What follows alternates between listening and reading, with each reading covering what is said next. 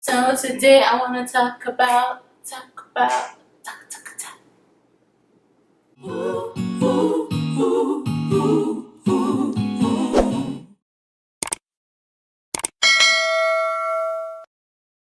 Hi beautiful people, welcome back to my channel. I'm so glad you're here. First of all, can I say kudos to you for coming back video after video, for pursuing emotional healing, something that is not, well, it might be the status quo in your circle, in your world, but something that is not necessarily popular. You're pursuing it and you're seeking emotional healing. So I just want to say I'm proud of you. Yeah, so welcome back. I'm so glad that you're here. I'm so thankful that you decided to spend this time with me on my channel watching this video. Alright, before I dive into today's topic, make sure, if you haven't already, subscribe, like, and yeah, share this video with someone who is on the journey of emotional healing.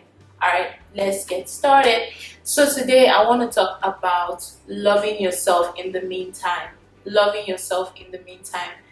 With journeys like this, it's easy to, and honestly every other journey and accomplishment or process in life, it's easy to try to hold out on love and put love as the prize, as the thing you get to receive at the end of your journey when you have finally arrived. And we think like this many times because we live in a society, in a world that there's always like a price to, there's a price to almost everything. It's like, okay, you do this amount of work and then you accomplish this in the end. You do, and then you achieve, and it's kind of like striving and performance for that trophy, for that prize, for that accomplishment in the end. But the thing is that with emotional healing, we're not necessarily going on emotional healing in order to receive love as the prize at the end. We're going on emotional healing to be able to open our hearts up to the love that is already available to us right now. You see the difference? We're not getting healed to achieve love, to earn love, to receive love at the end of our journey when we finally arrive as a pat on our back, as a trophy, as a reward for having gone through the journey. We're going through emotional healing because there's already love for us right now, but there are things that are blocking us from receiving that love right now. And what emotional healing does is that it enables us, it shows us those blocks and it enables us to remove those blocks so that love can come in. Which means that throughout the journey, you are supposed to be receiving love throughout the journey. Eventually, throughout the journey, yes, as you go further and further in the journey, you're able to receive more and more love. But that's not as a reward for you having accomplished something. It's a byproduct of removing whatever is blocking that love. How do I illustrate this? It's the difference between being in a boat and floating in water, and if the goal, if the water is love, right, and the boat is the barrier that stops us from getting love, okay, our goal in this scenario is to get in touch with that water, to get in touch with that love, right? So it's like chipping away at parts of the boat so that more water can come in and more water can, we can experience more water, versus you're on dry ground on the boat and then there's like a lake off to the distance over there, and you're trying to move your boat to get to that lake, or to chip at your boat here in hopes that after chipping at your boat long enough, you get the prize of the water. The water is what enables you to get more water. If you were here on dry ground without love, without water, and you keep doing all this emotional work and chipping out all these barriers, but you're withholding love from yourself, you'll never experience that love, even if your boat is completely gone, because you haven't allowed yourself to be in the water, in that boat, meaning that you haven't allowed yourself to be loved, you haven't allowed yourself to love yourself, you haven't allowed other people to love you in the midst of your walls, in the midst of your dysfunction, in the midst of all the things that we need to heal from.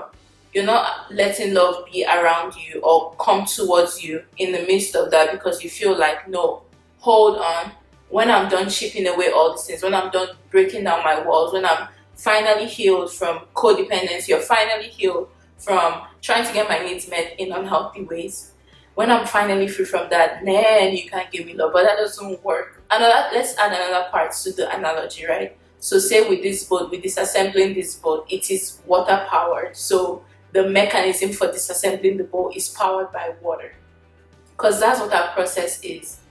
The power that we need, the strength that we need to even let go of the things that we need to let go, because we picked up all these things because we thought that's the best way to get love.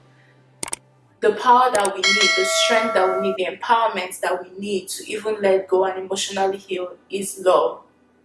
So if we add that to the analogy, then the other person who is on the dry ground can't even get rid of, you can't even get rid of the boat. You can't disassemble the boat because there's no water, because there's no love. So I'm telling this elaborate analogy to hopefully as a memory tool for you to think about the importance of loving yourself in the meantime. This is countercultural in the sense of this is not something you get to earn. This is not something you get to achieve. This is something you get to be in right now. Like I've said and I've sprinkled throughout all my videos, we're worthy of love not because of what we do, but because of who we are. And if that's true, that means there's love for you right now, in this moment, in all your unhealthiness. There's love for you right now. You might not be receiving or experiencing or reaching that love, but it's there. It's there. It's always there.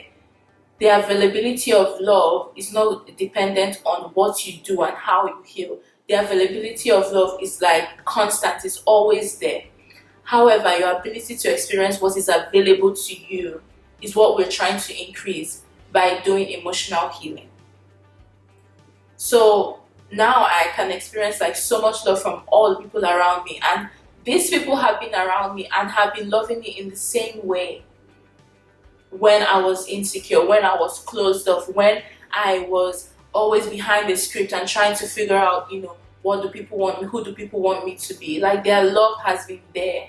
However, because I've gone through emotional healing, I can receive their love. I can ask for help when I need help.